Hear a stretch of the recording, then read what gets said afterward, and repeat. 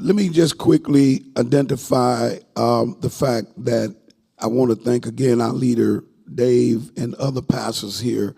And I want to say this off the cuff as I address this. What have you observed in the trend of violent crime perpetrated by juveniles? Well, first and foremost, what I observed for me was that before I became a city council member, as I am still a pastor, and the heartbeat of growth to me in any of our ministry work is our young people.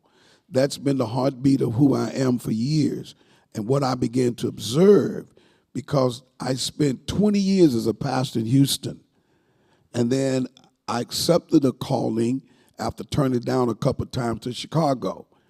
And what that did for me was to show me what the life of young people that we value can be quickly destroyed by crime. And when I left Chicago and came back to Houston, the heartbeat of mine was, I do not want to see Houston look like Chicago. When you got 12, 13-year-old kids sitting in front of you and they tell you, why do I go to school? What good is it going to do? Why do I do this? Because they've lost all hope. So what I observed of violent crime perpetrated by juveniles is, number one, they have no vision of hope. They've lost it for whatever reason there may be, and many reasons that internally within their home, they've given up from an education perspective. And so the alternative, if I don't go to school and I don't graduate from high school and I never ever go to college and don't do a trade, then what? My alternative is to do crime. Rob people, mug people, shoot people, do whatever it needs to be. So that is my answer, and I'm sure there are others.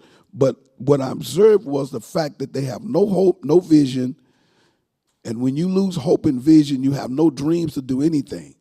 And so what do? You go where you accept it, and you deal with it with other teenagers. So, and that's one of the reasons why I made this issue my top priority. I brought it before the city, for the mayor, with all the law enforcement, to all my pastor friends. And I just feel as though, and I thank God for allowing me to bring it to the attention of the city of Houston.